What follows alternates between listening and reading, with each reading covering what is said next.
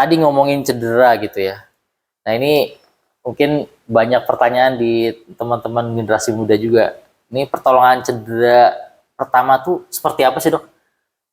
Ya cedera tuh pasti nyeri sih ya. Makanya kita punya prinsip RICE, RICE. Ya, RICE. R-nya itu rest. Pastilah habis cedera jangan lanjutin latihannya. Langsung menepi.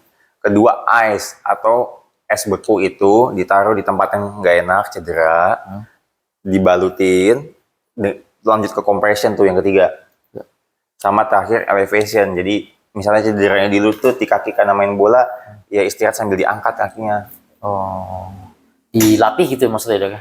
Bukan, di relaksasiin, di Oh, istirahatin. direlakasi. Iya ya, itu di cooling down gitu ya. Artinya langsung menepi gitu ya. Ambil es, dikompres, setelah itu di elevation gitu ya. Nah, ini mungkin pertanyaan menggelitik ya dok ya. Banyak kasih sekarang, masih banyak nggak sih sekarang orang-orang tuh yang cedera tuh mungkin ya larinya ke misalnya dokter, bukan dokter ya, apa ya, alternatif gitu ya, seperti ya tukang urut, mohon maaf gitu ya. Nah itu masih banyak nggak sih dok?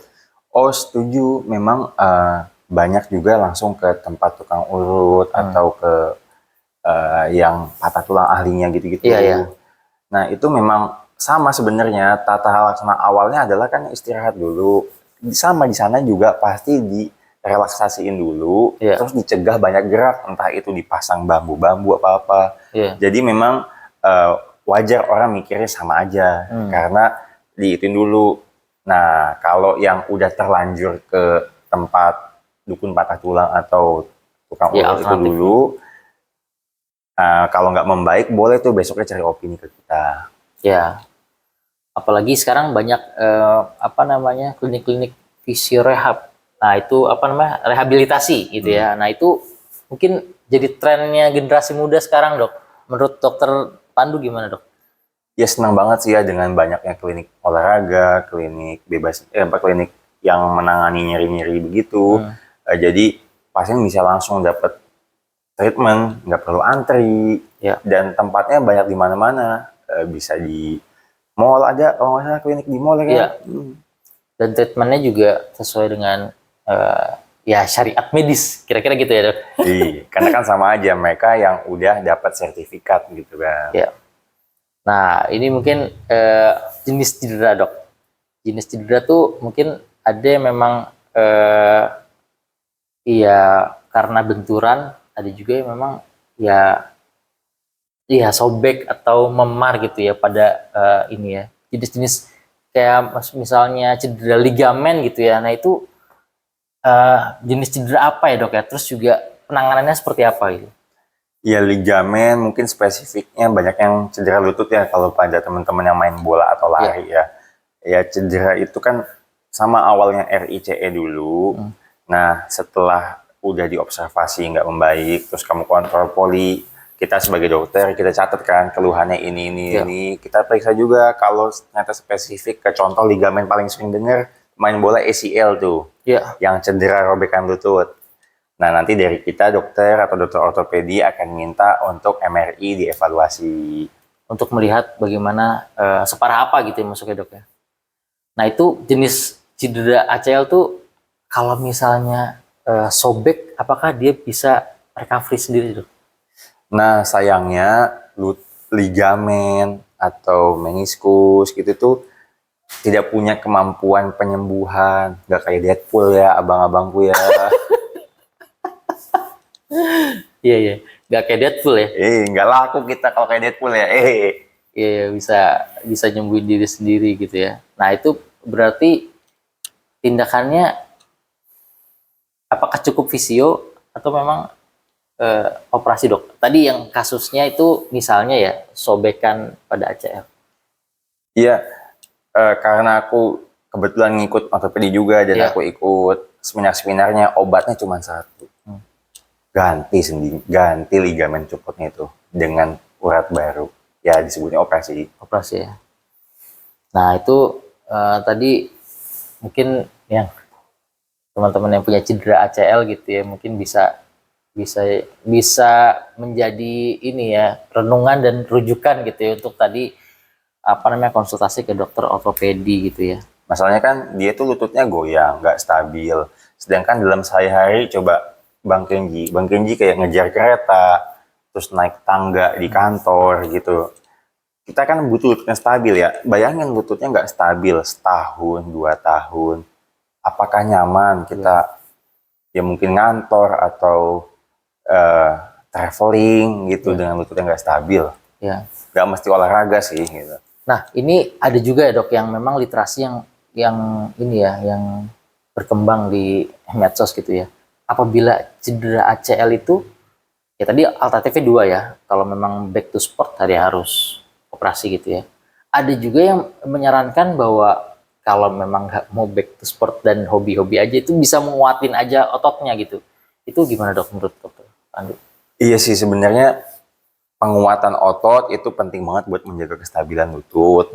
Nah, dikembalikan lagi kenapa nggak berani ambil tindakan ya pasti orang punya referensi masing-masing ya. Entah itu emang takut ruangannya atau udah hasil diskusi keluarga besar nggak boleh ya kita hargain ya.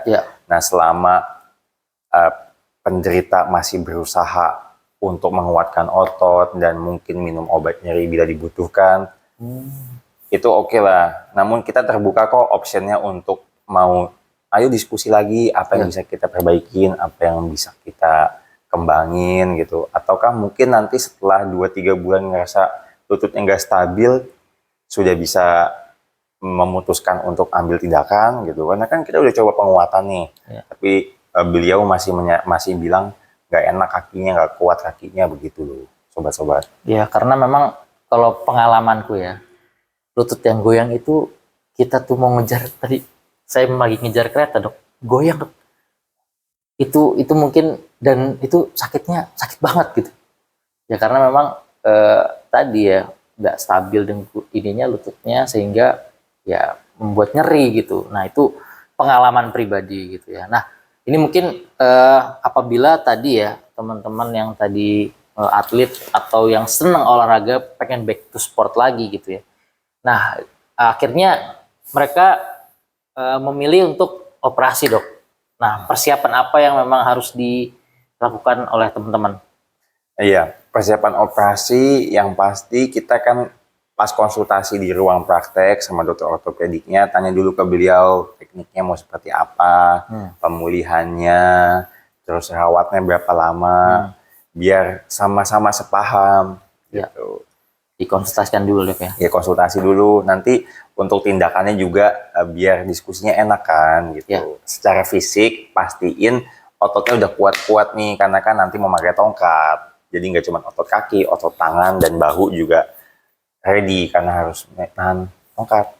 Sama ini sih pasti mental ya, karena kan kita mau fight panjang itu. Ya, betul. Itu yang perlu disiapkan gitu. Artinya ya bukan operasinya yang memang ya itu penting gitu ya. Tapi persiapan operasi itu jauh lebih penting menurutku ya dok ya. Nah menurut dokter Pandu kira-kira tips lain gitu ya. Tadi udah disebutkan penguatan otot dan lain sebagainya. Nguatin mental tuh gimana dok? Salut sih sama yang udah alumni itu, alumni operasi. PR-nya dari keluarga juga sih. Ring 1 ya. Ring 1 itu harus support kayak misalnya mungkin rumahnya tingkat 2 dipindahin ke lantai 1 kamarnya. Terus buat yang udah umuran kita, yang umuran udah kerja, apakah kantornya menyediakan fasilitas khusus kayak ruangnya dipindahin ke lantai 1 atau jam kerjanya disiangin karena dia nggak boleh berdesak-desakan di kereta, atau kayak pulangnya boleh lebih cepat karena dia juga harus ngejar visio. Sebenarnya kembali ke ring 1 sih. Pas surroundingnya, baik itu keluarga maupun lingkungan kantor, memang itu sangat berpengaruh sih. Kalau enggak memang itu kayak dunia itu berhenti sejenak gitu. Kita nggak bisa kemana-mana dan ya itu. Apalagi 2 minggu pertama ya, itu masih sakit-sakitnya, itu masih kaku-kakunya, mungkin masih pakai tongkat 2 jadinya, yang gopong juga harus fit. Ya. Nah itu ya perjalanan itu ya cedera ACL memang agak cukup ini ya menyita mental, waktu, tenaga dan lain sebagainya itu pasti. Nah, mungkin ini preventif, Dok. Nah, pencegahan cedera itu tadi ya dokter udah bilang ototnya harus kuat gitu ya. Bukan hanya kuat, siap gitu ya. Nah, mungkin orang cedera tuh karena memang ototnya nggak siap dan dia mungkin memaksakan gitu. Nah, ini tipsnya dari dokter Pandu supaya terhindar dari cedera itu seperti apa? Oke, mungkin bukan benar-benar terhindar 100% ya, kayak mengurangi kemungkinannya. Mengurangi kemungkinan. Karena cedera kan sama kayak celaka ya, kita nggak ada yang berharap dan kita nggak ada yang tahu. Kita bisa mempersiapkan, ibarat sedia payung sebelum hujan. Saran aku nih, kita mulai dari warming up yang optimal, misal 15-20 menit, warming up teknik, warming up stretching, jadi lebih luas otot-ototnya bergerak gitu. Sama juga nih latihan otot tengah, core, sampai punggung. Itu kan untuk menjaga postur ya. Iya, sama karena cedera itu bukan cuman otot yang lemah, tapi badannya nggak siap. Intinya begitu. Intinya begitu ya, artinya untuk sebelum olahraga tuh ya ototnya harus disiapin buat menghadapi olahraga itu gitu ya. Dan faktor cedera juga bukan cuman dari pemanasan tapi ya kondisi di ya tadi seperti apa namanya musibah dan lain sebagainya. Nah, ini mungkin terakhir, Dok. Nah, kesehatan mental selama pemulihan cedera. Nah, tadi mungkin udah banyak disampaikan, mungkin ada pesan lagi, Dok. Iya, kita tambahin dulu ya, karena recovery itu ibarat maraton, bukan sprint yang sedikit. Ini kayak maraton yang kaknya panjang, mulai dari ring satu yang harus mendukung, terus kita harus fokus ke proses-proses kecil, kayak misalnya 2 minggu pertama, udah nggak nyeri, itu sebuah kemenangan loh. Terus selanjutnya udah mulai bisa nekuk, udah mulai bisa naik turun tangga, udah mulai jalan sendiri, itu kemenangan-kemenangan kecil yang didapat tiap hari.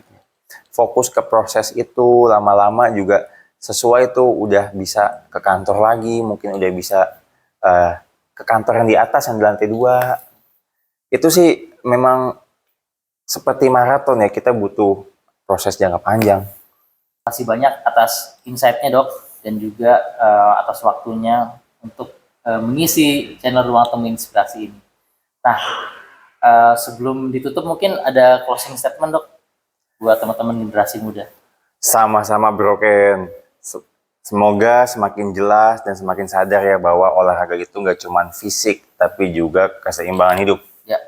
Nah, intinya gini, olahraga itu bukan soal seberapa cepat jadinya, tapi juga kita yang konsisten menjaga kesehatan tubuh, jaga teknik, jaga beban, jaga diri. Sampai bertemu lagi, tetap aktif, tetap tangguh. Salam Jos. Salam Jos. Ini quotes of the day kali ini gitu ya. Okay. Nah, jangan lupa juga follow channel Ruang Temu Inspirasi dan juga follow Instagramnya Dr. Pandu di mana, Dok? @andipandu96 Instagram. Nah, nanti insya Allah di fallback sama Dr. Pandu. Fallback lah, emang gue sombong. Mungkin itu teman-teman sekalian. Bye. Oke.